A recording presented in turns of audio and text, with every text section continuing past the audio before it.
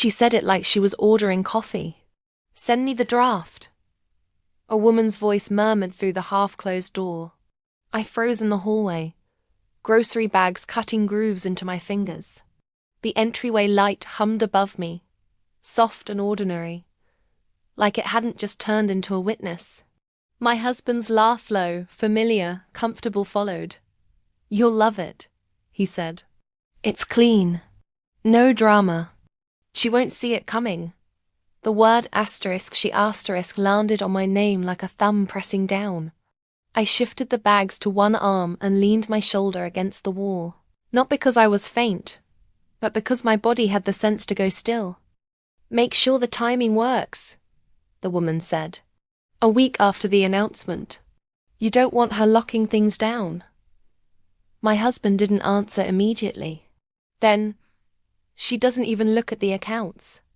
She trusts me." The hallway stayed the same. The framed photos. The clean runner rug. The vase I'd arranged last weekend because I thought a prettier home might make him happier. I stared at the glass in the photo frames and watched my own face reflect back calm, pale, quiet.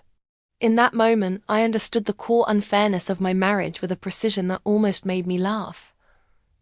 I was not his partner. I was his asterisk blind spot asterisk. I set the grocery bags down carefully, as if the sound of a carton of eggs could give away the fact that my world had just been reduced to a legal strategy. My phone vibrated in my back pocket. A banking notification. I didn't open it. Not yet.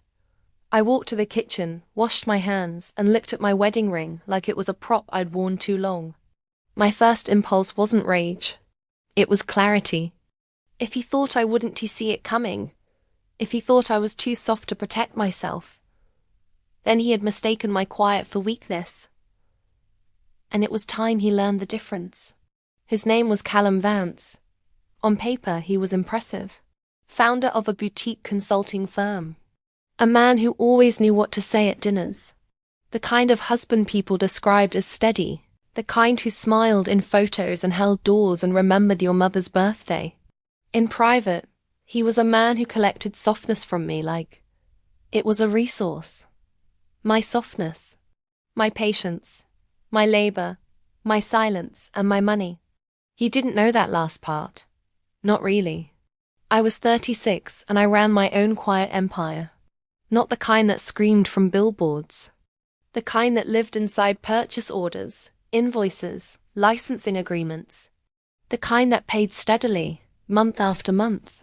The kind that had been paying for this house, this lifestyle, and the tailored suit Callum wore like armor.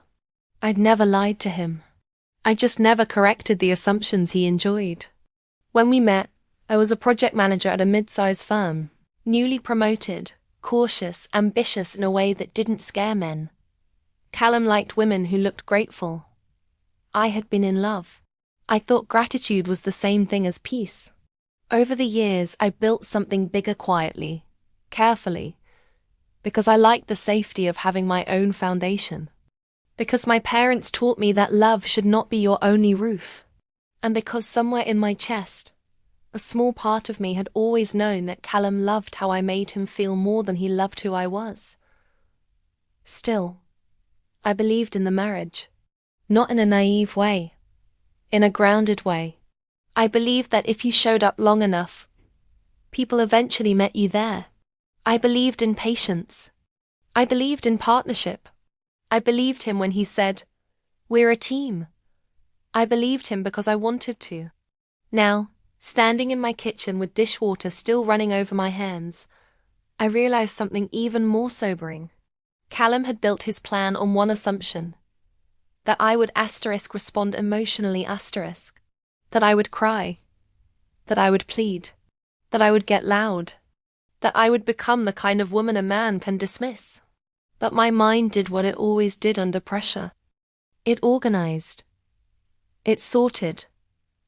It decided. I dried my hands, picked up my phone, and opened the banking alert. A transfer. Not huge, not yet, but wrong. A small amount moved from our joint household account into a newly created account with a name that didn't belong. A holding account. A staging area. I stared at it, then at the calendar on the wall. A week after the announcement. A week after asterisk. What asterisk announcement? My stomach did something slow and heavy. I went to my office, closed the door, and sat at my desk. Not in a dramatic way. In a businesslike way. The room smelled like paper and lavender. The candle I kept lit when I worked late. I opened my laptop. Then I did the one thing Callum would never imagine me doing. I reviewed everything. Every account. Every policy.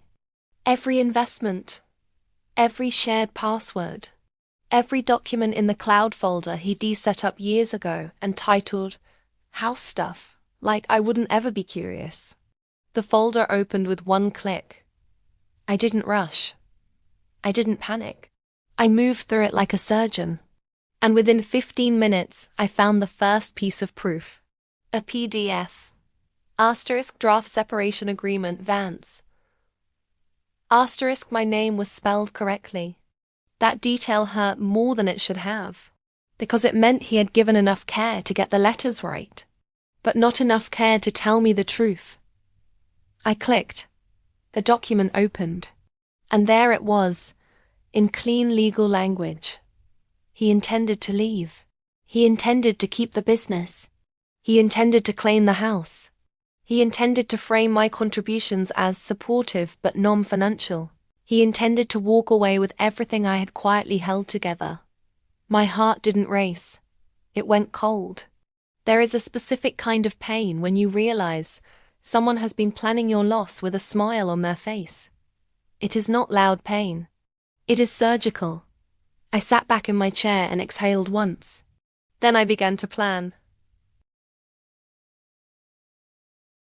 That night, I cooked dinner the way I always did. Not because I was pretending. Because I needed time. I needed my face to remain the same. I needed him to keep believing I was predictable. Callum came home at 7, kissed my cheek, and asked about my day.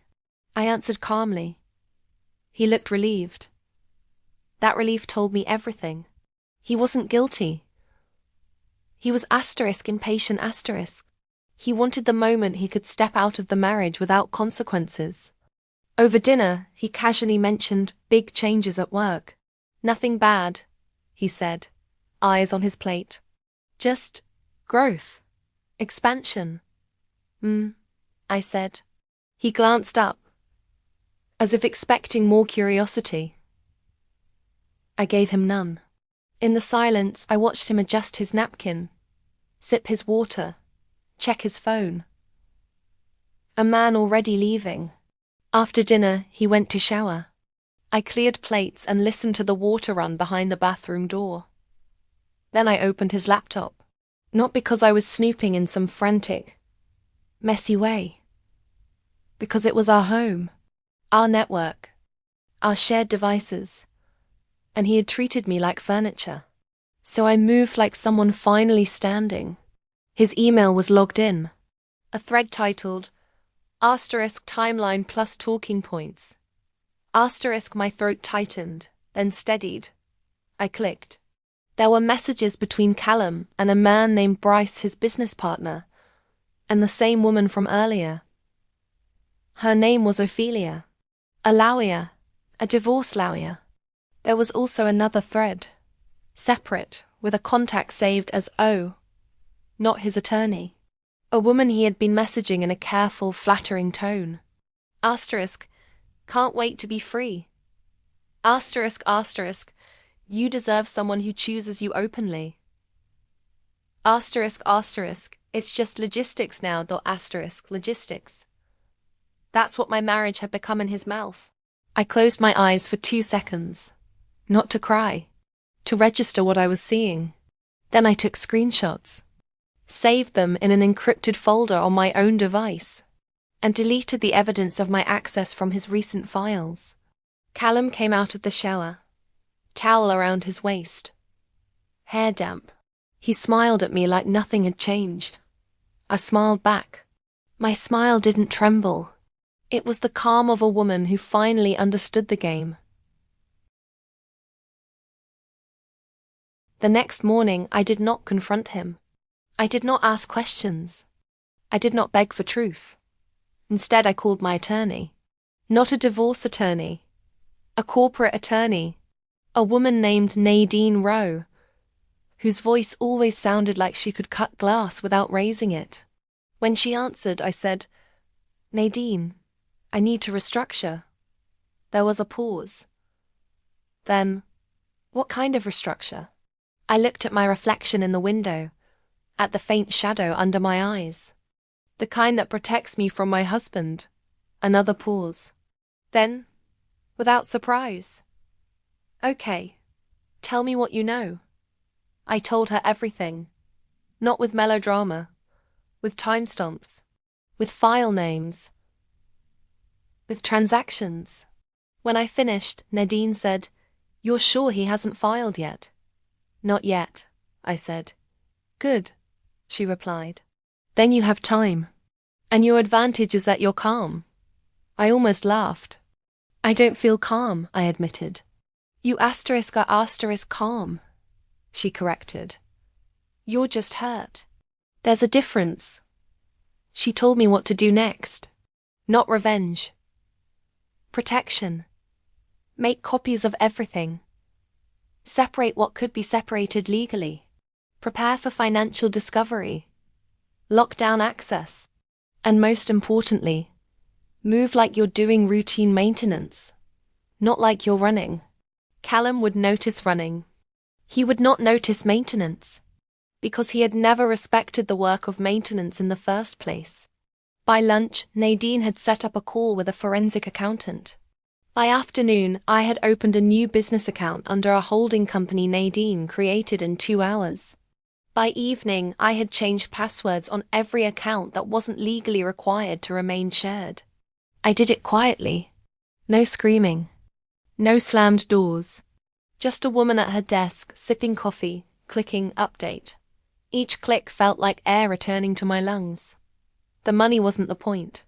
The point was that he had planned to make me small. I refused. Callum didn't notice for 3 days. He didn't notice because he didn't look. He didn't notice because he trusted his own narrative, that I was too soft to protect myself. But on the 4th day, something shifted. He came home with a bouquet. Not random flowers. My favorite white lily. He set them on the counter and kissed my cheek a second longer than usual. "You've been quiet," he said. I looked at him. "I'm always quiet," I replied. He laughed, a little forced. "You know what I mean?" I tilted my head. "Do I?" His eyes narrowed, just slightly. There it was. The first flicker of suspicion. Callum didn't fear my anger. He feared my attention. He cleared his throat. "Work's been stressful. I just want us to be okay." "Me too," I said. And I meant it. I wanted us to be okay in the way you want a house to stop leaking. Not because you miss the water. Because you're tired of the damage. That night, I lay in bed beside him and listened to his breathing. I didn't touch him. Not as punishment. As truth. He had already left. I was just the last to be informed. So I turned my face toward the dark and did something that surprised me. I felt relief. Not full relief, but a thin, clean edge of it. Because I was done guessing, I knew. And knowledge, even painful knowledge, was power. On day 5, Nadine sent me a message. Asterisk, all set. Assets moved. Clean trail. Asterisk, I stared at those words for a long time. Assets moved. It wasn't dramatic. It wasn't theft. It was simply my money returning to my control. I had moved investments into accounts under my name. I had separated business revenue streams. I had protected intellectual property that I'd been letting Callum manage, because I trusted him. And now I didn't.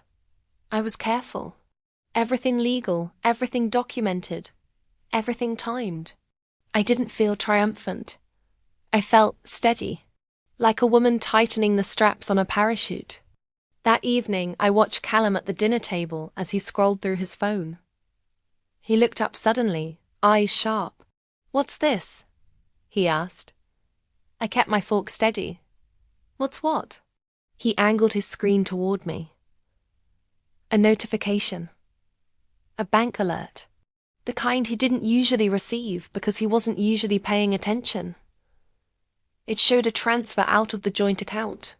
Not a lot. Just enough to make him realize movement existed. His jaw tightened. I let a second pass. Then I said calmly, "Oh, I've been doing some housekeeping." "Housekeeping?"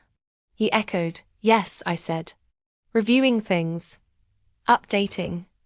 He stared at me like he was trying to see through glass. "You didn't mention it."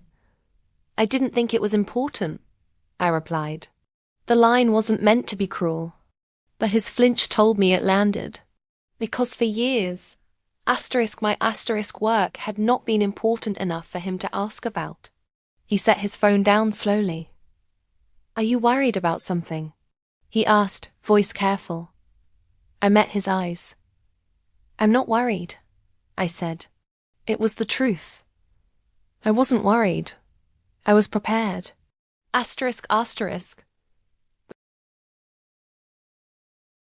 Before we jump back in, tell us where you're from. If this story moves you, please subscribe. Tomorrow I have a special story for you. The next day, I learned what the announcement was. Not from Callum. From social media. A polished photo posted on his company page. Callum Vance, smiling beside Bryce, holding champagne. Caption: excited to announce that Vance Strategy Group is entering a new phase with a major partnership and expansion. Major partnership. Expansion. I read the comments. Congratulations. So proud. He deserves this. And then, a comment from a woman with a familiar name. Ophelia Hart. So thrilled for you, Callum. Onward and upward. My stomach stayed calm. But my mind moved. Partnership and expansion meant new money. New money meant he wanted the divorce timed before I could claim any share. He had planned to leave right after he secured the next chapter. And he intended to write me out of it. That night, Callum came home energized. He kissed my cheek and said, "Big day." "I saw," I replied. His eyes brightened. "Yeah? People are excited. This is going to change everything." I smiled politely. He leaned back in his chair, pleased with himself. "Also," he added casually, "we should talk soon. About us. About the future." There it was. The soft lead-in. The calm ambush. I folded my napkin and placed it on the table. "When?" I asked. His eyebrows lifted. "Soon. Maybe this weekend." "Okay," I said. He blinked. No argument, no tears, no pleading, just okay. He stared like a man who expected a storm and found a clear sky instead. Later, in the bedroom, he tried again. "You've been different," he said. I brushed my hair slowly in the mirror. "I've been tired," I replied. "Tired of what?" he pressed. I met his gaze in the reflection. "Tired of carrying what no one notices," I said. He didn't respond. Because he didn't know how. Not without admitting he'd noticed all along. On day 6, Nadine called me. "His attorney filed something," she said. My chest tightened. Not with fear, with readiness. "What did he file?" I asked. "A preliminary notice," she replied. "Not the petition yet, but it's coming. He's positioning." "Good," I said. Nadine paused. "Good?" "Yes," I said, voice steady. "It means he thinks he's ahead." "And you?" I looked out my office window at the street below. The city moving like nothing had changed. I know I'm ahead, I said. After the call, I opened the encrypted folder and looked at the screenshots again. The talking points. The timeline. The messages with the other woman. The draft agreement that framed me like an accessory. I didn't feel rage. I felt something quieter. A shift in self-respect. A line forming. Once you see how someone values you, you cannot unsee it. And once you stop begging to be valued, you become dangerous. Not loud dangerous. Truth dangerous. That weekend, Callum planned a dinner. He told me it was just friends. But I recognized the pattern. He wanted witnesses. He wanted the narrative set in public before it went legal. He invited Bryce and Bryce's wife, Ophelia, for a quick toast, and 2 couples from our circle who loved gossip disguised as concern. I agreed, not because I was trapped, because it was time. The dinner was at a private room in a restaurant. Callum loved dim lights, soft jazz, linen napkins. He chose it because it made him feel like a man with control. I wore a simple black dress. No statement jewelry, no dramatic makeup, just clean lines. The version of myself that looked calm enough to be believed. When we arrived, Callum's hand rested on my lower back. A performance. I let him. Not because I wanted it, because I understood the stage. Inside, Bryce greeted us with a grin. "Callum, our guy," he said, clapping him on the shoulder. Callum laughed. Then Ophelia stepped forward, smiling like she'd never said my name into a strategy call. "Hello," she said warmly. "So nice to finally have you out, Mara." Mara. My name sounded almost foreign in her mouth. I smiled. "Nice to meet you properly." Her eyes flicked, quick, assessing. Callum pulled out my chair like a gentleman. Everyone sat. Glasses clinked. Small talk floated. I listened. I watched. Callum kept checking his phone. Bryce talked about growth. Ophelia laughed at Callum's jokes a little too brightly. And then, midway through the appetizers, Callum cleared his throat. The room quieted. He lifted his glass. "I just want to say," he began. My heart stayed steady. I knew this tone. This was the tone people use when they're about to frame themselves as noble. Callum smiled at the table. "Life changes," he said. "And sometimes you realize you need to make choices that are best for everyone." Best for everyone. He turned to me, his hand covering mine. The touch was light, not intimate, possessive. "I've been thinking about the future," he said. A couple across from us leaned in. Bryce's wife looked uncomfortable. Ophelia looked pleased. Callum's eyes searched my face. He was waiting for me to crack, to give him the emotional scene he could later describe as why it didn't work. He opened his mouth again, and I smiled. Not sweetly, cleanly, like a woman stepping into her own life. I lifted my glass too. "Since we're talking about choices," I said. Callum blinked. The table paused. I looked around the room. Everyone's eyes were on me now. I kept my voice calm. "Callum's right," I continued. "Life changes. And sometimes you realize you've been funding someone's future who never planned to include you in it." The air shifted. Callum's hand tightened around mine.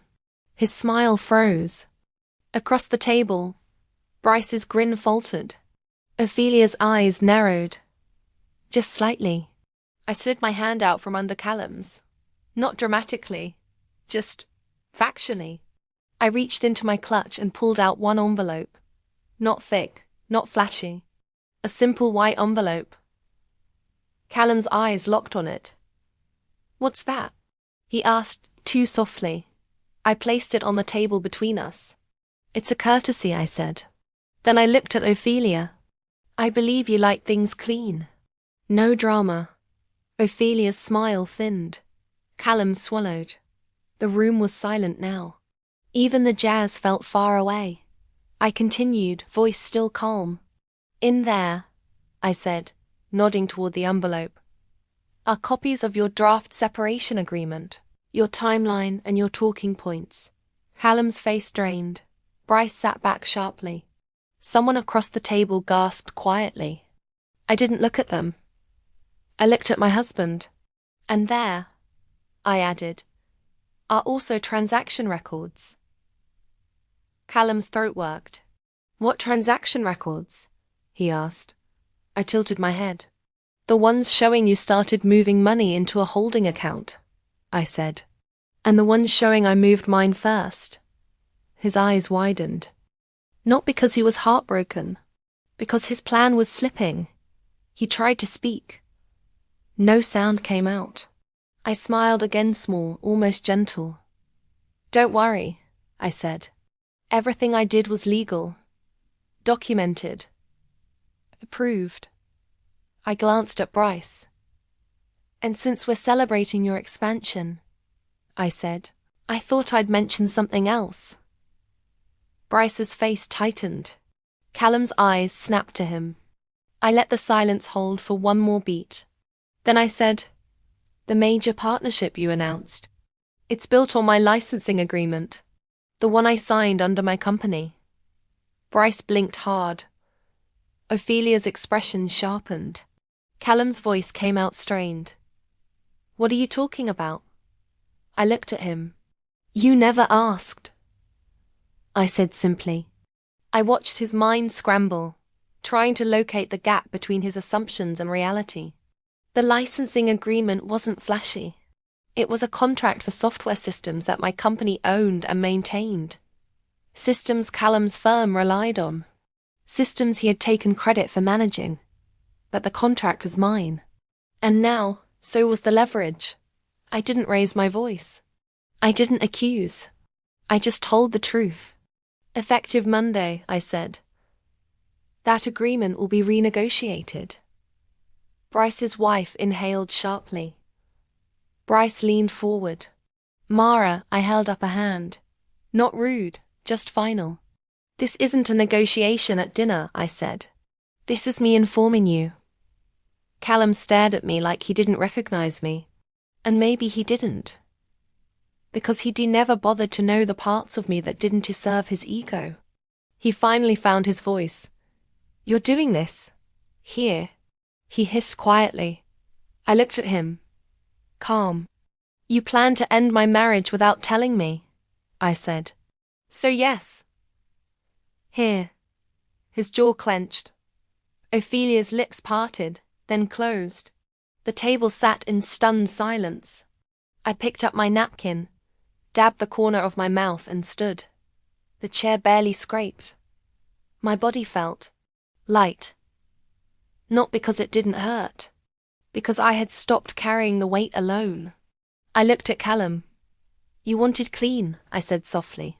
This is clean. Then I turned to the table. I hope you enjoy your dinner, I added. I won't be. And I walked out, not fast, not shaking. Just leaving. In the hallway outside the private room, my phone buzzed. One message. From Nadine. Asterisk, asterisk. Your husband's attorney just called. Asterisk, asterisk, I stopped walking. The air felt colder out here. I stared at the screen. A second message appeared. Asterisk, asterisk, he didn't call Callum. He called you. Asterisk, asterisk, my throat tightened. Not with fear. With a strange, quiet satisfaction. Because that meant my move had shifted the entire board. And Callum's steady, charming, confident Callum had just realized he wasn't the one in control anymore. Behind me, the private room door opened. Callum's voice spilled out, sharp now, no longer polished. Mara, I didn't turn. I read the third message that came in. Asterisk, asterisk also. There's a hold on his business account. Temporary. He's about to find out. I exhaled. Then I finally turned my phone off. Not because I was running, because I was done letting him reach me whenever he wanted. I stepped into the night and felt something rise in my chest, clean and unfamiliar. Freedom. But as I walked toward my car, I noticed a figure near the valet stand. A man in a dark suit, watching me. Not Callum, someone else. He stepped forward and said my name like he already knew it. Mara Vance. I stopped. Yes. He held up a folder. I'm here on behalf of Vance Strategy Group's new partner, he said. And you need to see this immediately. My pulse finally changed. Not panic. Alert. He opened the folder just enough for me to glimpse the first page. At the top, in bold. Asterisk, asterisk, notice of investigation, misrepresentation of assets, asterisk. I stared. Then I heard Callum's footsteps behind me, fast. The suited man spoke again. Voice low. Your husband told them the licensing agreement belonged to him, he said. And now the deal is collapsing. They're asking who has the rights. Callum reached us, breath tight.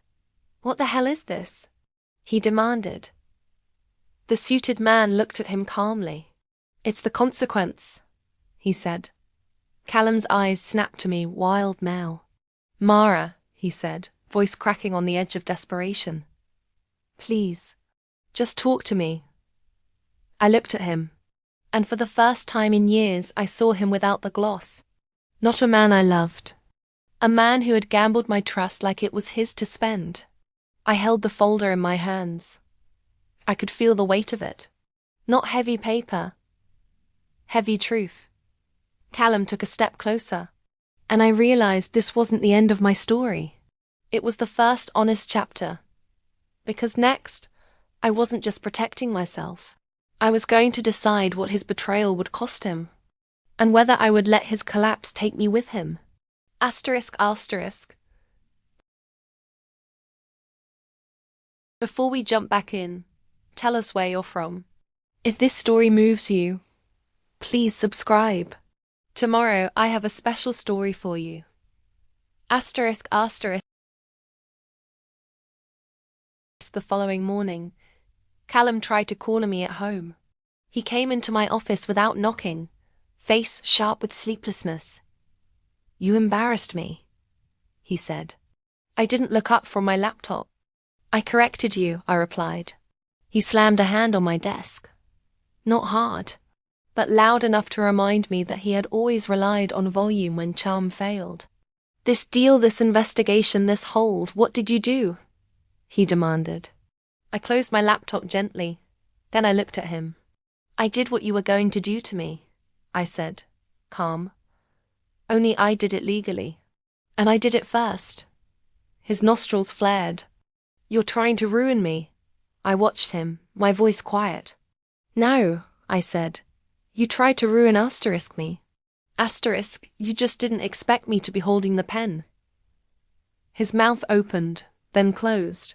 He looked lost, like a man who had spent years certain of the shape of me, only to discover he'd been staring at a shadow. Why? He asked finally, voice smaller. Why didn't you ever tell me you had all this? I studied his face. Because this question was the truth of our marriage. Not money, not contracts, not even betrayal. Just this. He had never asked. I leaned back in my chair. I used to think love meant making it easy, I said. Making myself smaller so you felt bigger. Callum's eyes flickered. I continued, steady. But you didn't just enjoy the ease. You built a life on it. His voice turned pleading. We can fix this. I shook my head once, not angrily, just honestly. You don't fix something you plan to break, I said. He swallowed hard. What do you want? He asked. I paused. Because for so long, my wants had been optional. Now they were the only thing that mattered. I want my name back, I said. His brow furrowed. My company back, I added. My peace back, I stood. I walked to the door. I opened it. That's what I want, I said quietly. And you don't get to bargain with it. Callum didn't move, but his eyes followed me like he finally understood too late that the woman he underestimated had been the foundation the whole time. By noon, Nadine called. The partner wants a meeting, she said. Today. They're worried. They want assurances from the rights holder. I'll meet them, I said. Good, Nadine replied. Also, Callum's attorney wants to speak. They're recalibrating. I smiled faintly. Recalibrating. That was the polite word for panic. I spent the afternoon preparing. Not revenge. Resolution.